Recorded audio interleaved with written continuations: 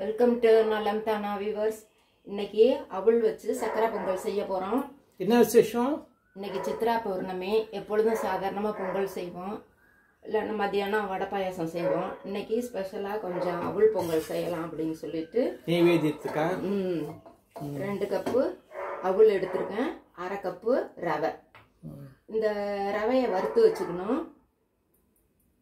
2 கப்பையும் கொஞ்சம் முதல்ல தண்ணி ஊற்றி கழுவிட்டு அப்புறம் கொஞ்சம் தண்ணி ஊற்றி ரவையும் கலந்து ஒரு 5 நிமிஷம் ஊற வச்சிடணும். ஊற வச்சுட்டு இட்லி பானையில் ஆவியில் வேக வச்சு எடுத்து வச்சுருக்கேன். இது ரவையும் அவளும் கொஞ்சமாக உப்பு போட்டுடணும். அதில் உப்பு கலந்து அதை எடுத்து ரெடியாக வச்சுக்கணும். அப்புறம் பாசிப்பருப்பு அதுக்கு முன்னாடியே ஒரு 1/2 கப்பு பாசிப்பருப்பு வறுத்துட்டு வேக வச்சு எடுத்து வச்சுருக்கேன். நல்லா குழஞ்சு வெந்திருக்கு,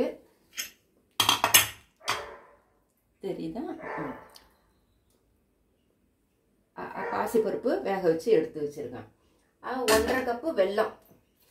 இதில் 1/2 கப்பு, 2 கப்பு எடுத்துருக்கோம், 1/2 கப்பு வெல்லம். இதை ஒரு 1/2 டம்ளர் தண்ணி ஊற்றி 1/2 டம்ளர் தண்ணி ஊற்றி இது மாதிரி கரைச்சி ரெடியாக வச்சாச்சு. முந்திரி பருப்பு, திராட்சை, ஏலக்காய், நான் கொஞ்சம் வாசமாக இருக்கணுங்கிறதுக்காக இது குங்குமப்பூவும் ஒரு 2 பிஞ்சு ஊற வச்சு வச்சுருக்கேன். வேணும்னா போட்டுக்கலாம், இல்லைன்னா சரியா காட்டல, இப்படி காட்டணும். குங்குமப்பூ 2 பிஞ்சு, ஒரு பிஞ்சு போட்டு, ஒரு பிஞ்சு கூட இல்லை, அந்த லீஃபில் ஒரு 3 போட்டு ஊற வச்சு வச்சுருக்கேன் சுடுதண்ணியில். இப்போ இதெல்லாம் ஒன்றா கலந்து செய்ய வேண்டியதுதான். இப்போ அடுப்பத்தை வச்சுக்கிறேன். எல்லாம் வேக வச்சு எடுத்து வச்சாச்சு. இப்போ பாசிப்பருப்பும் வெந்துருச்சு. இதில் கொஞ்சமாக உப்பு போட்டிருக்கேன். அப்படி இதில் மிஸ் பண்ணிட்டோம்னா கூட பொதுவாக கொஞ்சம் உப்பு போட்டுக்கலாம் கொஞ்சம். இந்த ஏன்னா ஸ்வீட்டு சொல்லுன்னு தெரியணுங்கிறதுக்காக தான். சிம்மில் வச்சுக்கணும். அவள் இருக்கிறதுனால கொஞ்சம் இது ரவை இருக்கிறதுனால தண்ணியும் இழுக்கும். அதனால கொஞ்சம் வெல்லம் ஊற்றுறீங்க, ஊற்றிட்டு ஃபுல்லாக ஊற்றிடலாமே. இப்போ எல்லாம் கலர வேண்டியதுதான். இது சுலபமாக எல்லாம் வேக வச்சு எடுத்து வச்சுக்கணும். இது 5 நிமிஷம் வேக வச்சா போதும். ரவையும் வறுத்துருவோம். பாசிப்பருப்பு 5 நிமிஷம் வேகணும். ஆமா, அவ்வளோதான். அவளும் ஊற வச்சிடணும். வறுத்த ரவையும் அவளும் உப்பு போட்டு நல்லா ஊற வச்சிடணும். ஊற வச்சு ஆவியில் 5 நிமிஷம் 3 நிமிஷம் 5 நிமிஷம் வேக வச்சாவே போதும். ஏன்னா இந்த அவள் குழையாம வரும் இப்படி போட்டோம்னா. இல்லாட்டினா அப்படியே பச்சையா போட்டோம்னா குழஞ்சிரும். அதுக்காக. அந்த மாதிரி ஒரு ஐடியா இருக்கு. உதிரி உதிரியா வரணும், சாதம் மாதிரி. பொங்கல்னா சாதம் மாதிரி இருக்கணும். அதுக்காக தான் இந்த இப்போ சைடில் முந்திரி பருப்பு திராட்சையை வறுத்துக்கலாம். கொஞ்சம் தேங்காவும் அதில் போட்டுடலாம். பொங்கல் மாதிரியே இது சூடேறி நல்லா எல்லாம் மெர்ஜ ஆகிற வரையிலும் எல்லாம் கலந்து ஒன்றா வர வரையிலும் இதை அதுக்கலாம். இப்போ முந்திரி திராட்சை வறுக்குறீங்களா? அதுலேயே தேங்காவும் போட்டுருவீங்களா?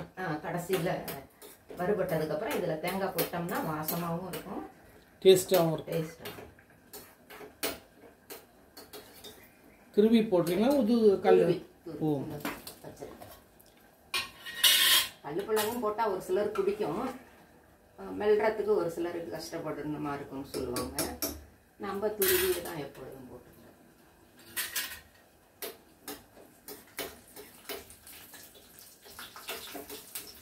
இன்னைக்கு சித்ரா பௌர்ணமினால இன்னைக்கு விசேஷம், அதுக்காக பொங்கல் செய்கிறாங்க.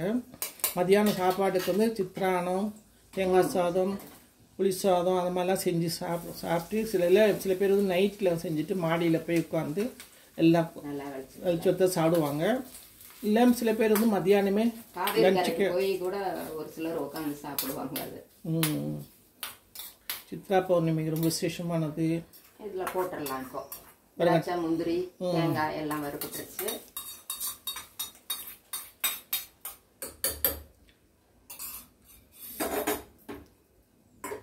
போட்டாச்சு. ஏலக்காவும் போட்டுடலாம். இறக்குறப்ப தான் குங்குமம் போடணும்ப்பா. இப்போவே போட்டுடலாம் அதையும். ஏலக்காய் போட்டாச்சு. குங்குமப்பூ பொதுவாக பாலில் கரைச்சி வைப்பாங்க இல்லை? ஆமாம், இல்லைன்னா சுடுதண்ணியில் கூட கரைச்சி வைக்கலாம். ஆமாம், பாலில் கரைச்சிக்கலாம். இதில் பால் கூட போட்டுடலாம். இங்கே பாருங்கள். ஓ, சூப்பராக இருந்திருக்கு. நல்லா உதிரி உதிரியாக வந்திருக்குது. நல்லா நீங்கள் ஜம்முன்னு இருக்குது. கொஞ்சம் இந்த ரவை போடுறதுனால மட்டும் அங்கங்கே கொஞ்சம் கெட்டிமாக இருக்கும். நம்ம அப்படியே நசுக்கி விட்டுக்கணும், அவ்வளோதான்.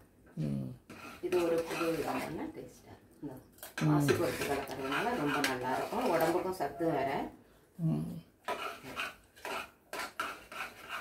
நீங்களும் செஞ்சு பாருங்க. நலன்தானா சேனலுக்கு சப்ஸ்கிரைப் பண்ணுங்க, பெல் பட்டனை ப்ரெஸ் பண்ணுங்க. வேற ஒரு வீடியோவில் பார்க்கலாம். இந்த சாமி நைவேத்தியத்துக்கு கொஞ்சம் எடுத்து வைங்க. அந்த கிண்ண போதுமே, நெய் கிண்ணம் இதில் குங்குமப்பூ கிண்ணத்துலேயே அதுலேயே வச்சுட்டு நெய்யை கொஞ்சம் இன்னும் கொஞ்சம் கூட வேணும்னா இதில் ஊற்றிக்கலாம். சாமிக்கு ரெடி ஆயிடுச்சு.